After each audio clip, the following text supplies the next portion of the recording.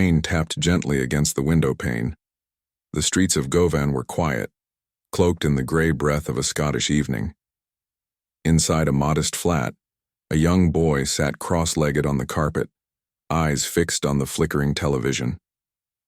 Outside, footsteps approached, heavy boots soaked from the shipyard echoing up the stairwell like a rhythm he knew by heart. That boy was Alexander Chapman Ferguson, and on that night, like many others, he dreamed not of luxury or fame, but of winning. Winning the small things, a tackle, a sprint, a moment of pride in front of his father. His father, Alexander Sr., was a shipbuilder, hands like bark, back, bent from decades of labor. He didn't speak much, but when he looked at Alex after a match with just a nod, it meant everything. In that silence lived expectation, strength, love. Govan was not an easy place to grow up in. Steel, smoke, and silence. But it taught Alex two things that would stay with him forever: discipline and defiance. He wasn't the most talented, he wasn't the fastest, but he was relentless. He played like someone who had no way out, because he didn't. Every game was a battle. Every training session, a war. And slowly, from the muddy pitches of Glasgow to the changing rooms of Queen's Park, a fire began to take shape. A fire that would one day burn through the heart of English football. But back then, he was just another boy with scraped knees and a storm inside his chest. No one knew what he would become, not even him. And that's where the story begins. Not with trophies or titles, but with quiet resistance. With a boy who kept getting up. With a son who made a vow in silence: I will not break, I will not bend. Years later, when the world would hail him as the greatest football manager of all time, he'd still speak of those nights. The cold, the hunger, the silence. He'd say, it wasn't the victories that shaped me. It was the fear, and what I did with it. This is not just a story about football. This is about a boy who walked into storms and never asked for shelter. About a man who rebuilt legends from rubble. About belief, not in luck, not in talent, but in work, grit, loyalty, and tonight, we walk with him, from the back streets of Glasgow to the gates of Old Trafford, from the whistle of forgotten matches to the roars of Champions League nights. We'll uncover the man behind the myth, Sir Alex Ferguson, the builder, the destroyer, the father, the storm. And maybe, just maybe, you'll understand what it truly means to never give up. They called him Fergie, long before the world knew what that name would come to mean. But in those early years, he was not a legend. He was just a forward with fire in his boots and defiance in his blood. A player who tackled like a defender, shouted like a captain, and fought like the game owed him something. At Queen's Park, he played as a teenager with grown men who didn't slow down for boys. But Alex never flinched. He learned quickly. The pitch was no place for the polite. He moved to St. Johnstone, then to Dunfermline Athletic, where his goal tally began to grow. But so did the weight in his chest. A hunger not just to play, but to lead. Not every player is meant to be a manager, but some men are born with a mind too loud for the sidelines. At Rangers, he faced his greatest challenge yet. Not from the opposition, but from prejudice. After a Scottish Cup final loss, he was scapegoated by the club's hierarchy, partly because of his Protestant Catholic marriage. It wasn't just defeat, it was humiliation. And it planted something deep inside him, a vow to never be at the mercy of someone else's judgment again. He left Rangers, hurt, angry, but not broken, and from that fracture, a manager was born, East Stirlingshire, 1974. They paid him $40 a week. There was no money, no proper training equipment, but what there was a group of young men who for the first time were told the truth. You're soft. You're lazy. You want to win? Then stop whining and start bleeding. They hated him at first, but they feared him more. And when fear met belief, something clicked. The players began to run harder, train longer, And for the first time, they began to win. That short stint, just a few months, was a revelation. Ferguson didn't need stars. He needed soldiers. People who would run through walls not for him, but with him. Then came St. Mirren. And that's when the story really began to take shape. He took over a team that was drifting in mediocrity, and within 4 years he turned them into First Division champions. Young, hungry, fearless. That's how he wanted his teams to play. Not pretty football, purposeful football, aggressive, fast, relentless. But success for Ferguson was never without fire. He clashed with board members, argued with chairmen. He once told a player to train harder or find a new job. And eventually, despite winning promotion, St. Mirren fired him. The reason? His attitude. It could have been the end of the story. But fate had other plans, because just months later Aberdeen came calling. Now, if you're not from Scotland, Aberdeen might not mean much to you. But in 1978, it was a club overshadowed, crushed by the giants of Glasgow, Celtic and Rangers. They hadn't won a league title in 2 decades. Their belief had rusted, their ambition forgotten. Ferguson walked into the dressing room and saw not players but ghosts, and that's when he said something they would never forget. "We're not here to participate. We're here to break the goddamn mold." He changed everything. The diet, the training, the mentality. He turned boys into men, doubters into believers. And in 1980, Aberdeen did the impossible. They didn't just win the Scottish Premier Division. They took it from Glasgow, with steel, with speed, with sweat. But Ferguson wasn't done. In 1983, under his command, Aberdeen faced Real Madrid in the European Cup Winners' Cup final. Nobody gave them a chance. Not against a club with 5 European titles. Not in wet, freezing Gothenburg. But Ferguson didn't see giants, he saw men. And that night Aberdeen outplayed Madrid, they outworked them. And in extra time, they won. Aberdeen. European champions. A miracle? No. For Ferguson, it was the result of every shouted word, every sleepless night, every time he refused to settle. He later said, "That night in Gothenburg was the proudest moment of my life, because we built it with our own hands." But with triumph came whispers. If he can do this with Aberdeen, imagine what he could do with Manchester United. And just like that, the boy from Govan was no longer a local story. He was a storm on the horizon, a manager forged in hardship, hardened by betrayal, and sharpened by belief in a simple truth. You don't need the best players in the world. You need players willing to become the best. This was no longer just about football. This was about building armies of underdogs, about showing the world that greatness doesn't live in money or prestige. It lives in will. And in the next chapter, that will would be tested like never before. Because at Old Trafford, Sir Alex Ferguson was about to step into chaos. Manchester, November 1986. The leaves were falling. The rain fell sideways.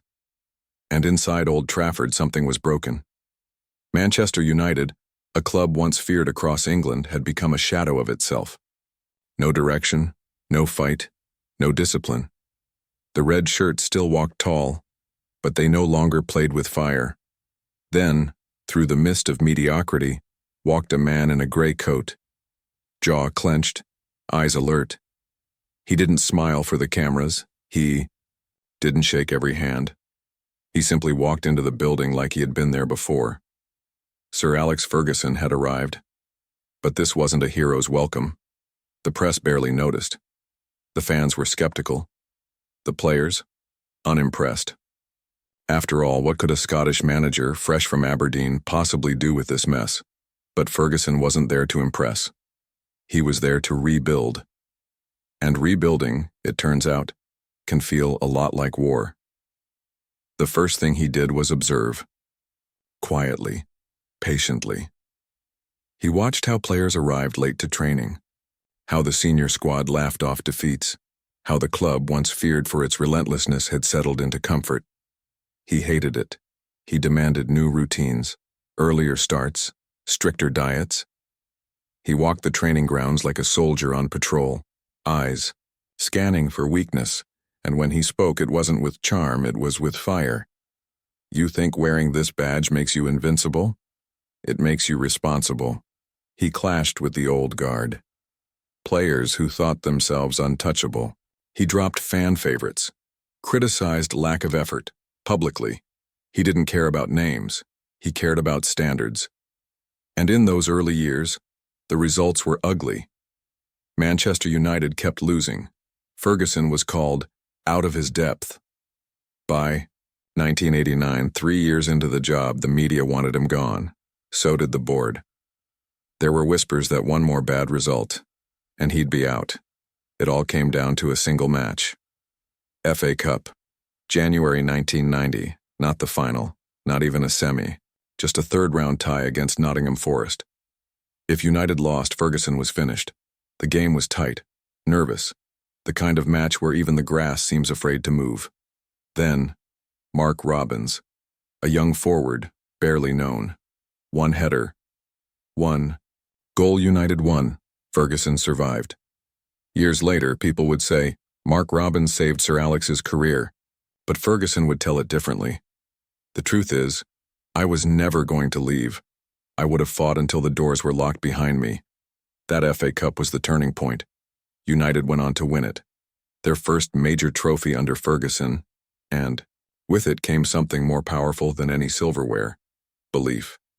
Suddenly, the players started listening more closely. The fans stopped booing, the board stopped doubting, and Ferguson? He dug deeper. He cleared out the drinking culture, brought in new scouts. He invested in the youth academy, not just to train players but to build men, because Ferguson didn't just want to win. He wanted to create a system that expected to win. And not just today, but 10 years from now. One of his first masterstrokes was not a star signing, but a teenager. A lanky boy with a silky touch and a fearlessness in his stride. Ryan Giggs, then came Scholes, Beckham, but Neville again. The class of '92. A generation hand-picked, hand-raised, hand-hardened. While other managers were chasing superstars, Ferguson was building a dynasty, and to lead that dynasty, he needed enforcers. He found one in Eric Cantona. The Frenchman was volatile, unpredictable, brilliant. But under Ferguson, he became royalty. They called him the king. But even the king bowed to the general. Cantona once said, "He didn't tell me how to play, he told me how to believe." And when belief meets talent, history happens. In 1993, after 26 years, Manchester United were champions of England. It wasn't just a title. It was a statement. The red flag was flying again, only this time it wasn't nostalgia. It was reality. And Ferguson? He didn't celebrate too long. Because he knew. Winning once makes you remembered.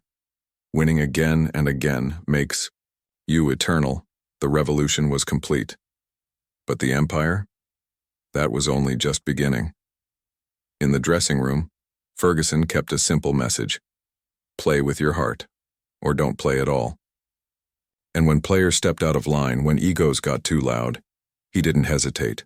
The hairdryer treatment, a blast of rage, a verbal storm, a moment when even champions felt like schoolboys. But it wasn't just anger, it was love in disguise. Because behind every scream was a message. I believe you can be better. That's why I'm pushing you this hard. From a crumbling club to a rising force, from near sacking to national dominance, Sir Alex Ferguson didn't just change Manchester United. He rewrote what Manchester United meant, and in the next chapter, he wouldn't just chase trophies, he would chase immortality. Champions once, then again, then again. Manchester United didn't just return to glory under Sir Alex Ferguson. They set the standard for what glory would look like, for generations. From 1993 to 2013, Manchester United became a machine. 13 Premier League titles, 5 FA Cups, 2 Champions League trophies, dozens of other accolades, hundreds of unforgettable moments, and one unshakable force behind it all. The man in the suit with a stopwatch and a storm behind his eyes. But this wasn't just about numbers. It was about dominance with style. It was about rebuilding again and again as the game changed, and staying on top when others would fall. The first great team was the Foundation, Cantona, Hughes, Ince, Pallister, Bruce, warriors of the early 90s, men who restored pride, who brought the swagger back to Old Trafford. But Ferguson knew, no team lasts forever. So, he turned to youth, to the class of '92. He risked everything by building around boys. Boys who would become legends, Ryan Giggs, gliding like silk across grass. Paul Scholes, silent, small, but deadly from anywhere. David Beckham, with crosses that cut like knives and a will made of iron. Gary and Phil Neville, defenders with hearts bigger than their boots. Nicky Butt, fearless, tireless, a soldier in the shadows. Pundits laughed. "You can't win anything with kids," they said. Ferguson smiled, and then he proved them all wrong. 1999. Barcelona, Camp Nou, Champions League final, United. First Bayern Munich, down 1-0. 90 minutes gone. The world watched, and Ferguson whispered 4 words to his bench. "Get me the trophy." 2 corners, 2 goals, 2 minutes, Teddy Sheringham. Ole Gunnar Solskjaer, Manchester United, champions of Europe. Not just that. That year they won the Premier League, the FA Cup, and the Champions League, the treble. No English club had ever done it before. No one has done it since, and at the heart of it all, not just players, not just tactics, but a belief, a defiance, a refusal to lose, a fingerprint left by Ferguson on every soul in that stadium, and yet, he didn't stop. Other managers would have coasted, retired. Ferguson rebuilt. Again. In Kamerud van Nistelrooy, Rio Ferdinand, Nemanja Vidic, Wayne Rooney. And then, in 2003, a young Portuguese winger with electric feet and golden arrogance, Cristiano Ronaldo. Ferguson didn't just manage Ronaldo. He molded him, mentored him, sharpened him. He saw beyond the tricks, beyond the hair gel. He saw a machine waiting to be built. And by 2008, 5 years later, Cristiano was the best in the world, and Manchester United were champions of England and Europe, again. But it wasn't always smooth. Ferguson clashed with stars, Beckham, Keane, Van Nistelrooy. When ego threatened unity, he didn't hesitate. No player was bigger than the club, not even legends. David Beckham once left the dressing room with a stitched eyebrow after a boot, kicked in anger, hit him in the face. The world gasped. Ferguson didn't. He simply said, "I control the dressing room always." It wasn't dictatorship, it was discipline, and from it came dominance, because Ferguson didn't just demand excellence, he protected it. Then came the rivalries. Wenger's Arsenal, beautiful, elegant, ruthless. Mourinho's Chelsea, efficient, cold, calculating. Each forced Ferguson to evolve, to adapt, to fight, but he never blinked. He never let the moment outgrow him, because every time a new contender rose, Ferguson reminded them, "This is still our league." He won with 4-4-2s, then with lone strikers, then with false nines, fluid wingers pressing traps. He won with strength, with speed, with skill, but most of all, he won with standards. Inside Carrington, the training ground, there was a saying, "You don't win the league in May, you win it every morning at 9 a.m. Ferguson watched everything. How you trained, how you walked, how you shook his hand. He once dropped a player for yawning during a team talk. Because to wear the red shirt, you had to want it. Every second, every breath. He wasn't perfect. There were losses, finals missed, titles slipped, angry press, conferences, infamous bans, but Ferguson never let failure define him, only fuel him, and through it all he stayed the same, a man from Govan, raised on sweat, forged in steel, driven not by fame, but by purpose. By the late 2000s, Ferguson wasn't just winning, he was outlasting everyone. Managers came and went, players were born and retired, but Ferguson remained, calm, calculating, commanding, a father to some, a tyrant to others, but always the heartbeat of the club. And in 2013, at 71 years old, he lifted one last Premier League trophy, the 13th, his final act of domination. The camera caught him smiling that day, not wide but soft, like a man who knew the storm was over, and he had won. He wasn't just the greatest manager of his generation, he was the architect of a dynasty. A red empire built, not on money, but on belief, on fire, on fearlessness. And though the banners at Old Trafford still hang, and the statues still shine in the sun, the greatest monument to Sir Alex Ferguson is not made of stone. It is the silence in the dressing room, when he walks in. It was a spring afternoon in Manchester. The sun, soft and golden, kissed the red bricks of Old Trafford. There was no rain that day, no wind, just a strange stillness, as if the stadium itself was holding its breath. Sir Alex Ferguson stood in front of 75,000 fans. His voice trembled, not from nerves but from memory. 26 years, over 500 games, dozens of trophies, and now it was time to say goodbye. "I've had the time of my life," he said, "and I leave the club in the strongest possible shape." The crowd stood, applauded, cheered, but no one truly knew what this moment meant. Not yet, because legends don't retire. They echo, and in that moment, the final whistle of his career, an era didn't just end, a world changed. Behind the scenes, the decision had been years in the making. He had promised his wife Kathy that he would slow down. Family came first now, grandchildren, quiet mornings. He had achieved everything there was to achieve. And yet, even in his final season, he didn't just manage, he conquered.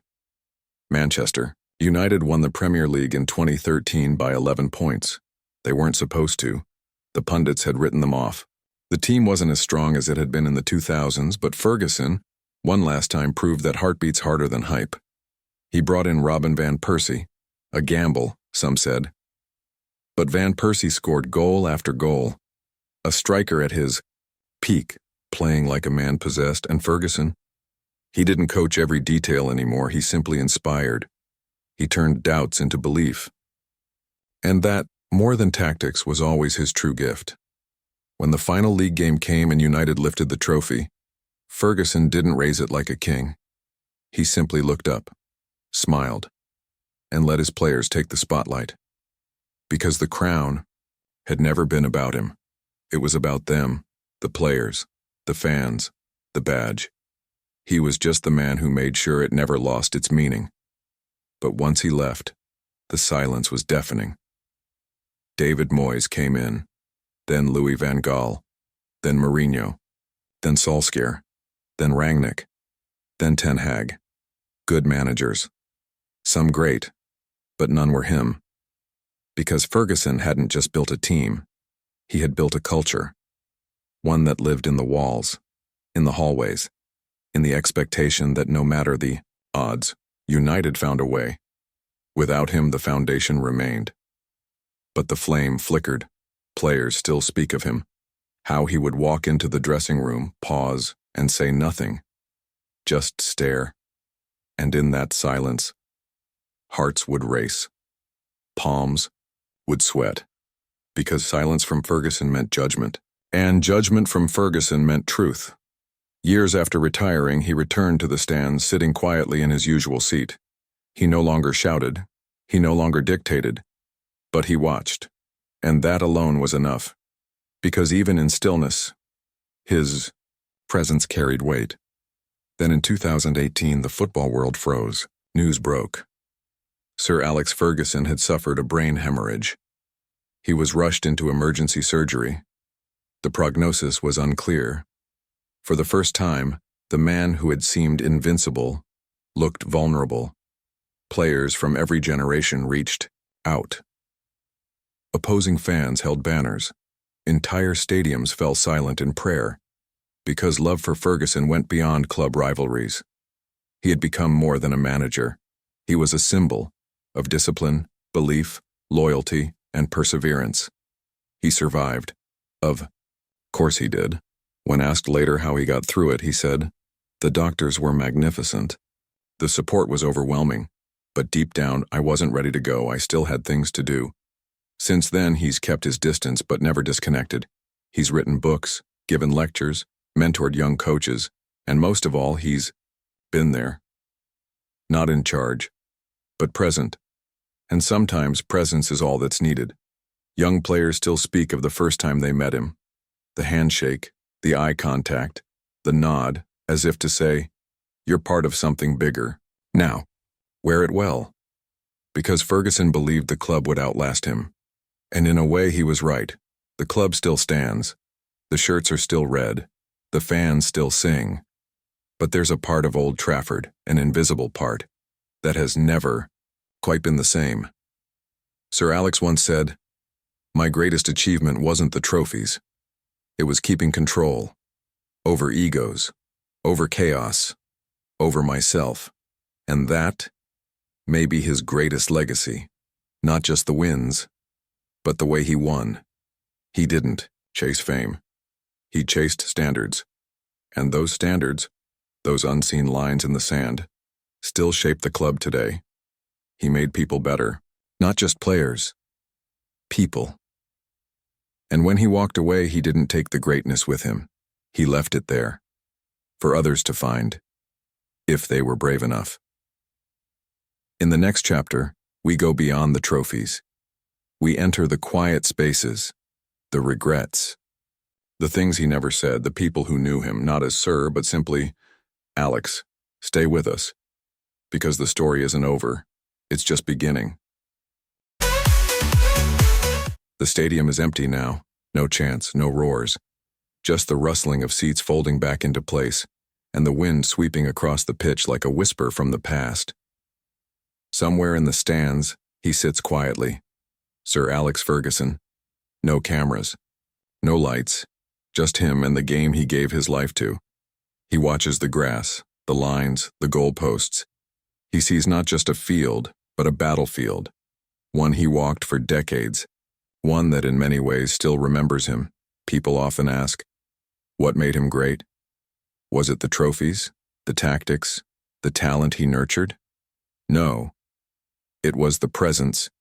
The sense that someone in the room believed more than anyone else, believed in standards, in discipline, in second chances, believed that no player was lost, that no match was over, that no season was beyond saving. He didn't just build winners, he built men who could lose, fall, and rise again. And in doing so, he gave football something rarer than brilliance: conviction. They say football is a game of moments, and maybe they're right. But some figures aren't just part of moments, they create them. They shape them. They make you believe that the next whistle, the next touch, the next step could change everything. Sir Alex Ferguson was one of those. A man who turned time into legacy, who turned silence into power, who turned doubt into dynasty.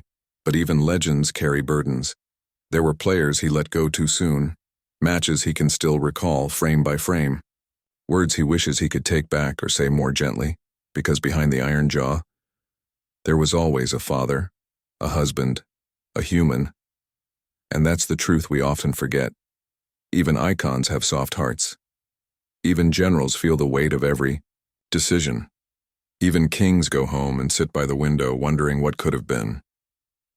So as the lights dim at Old Trafford tonight, and we close this chapter, ask yourself, what does it mean to lead?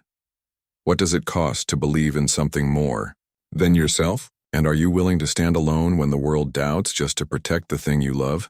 Because that's what he did.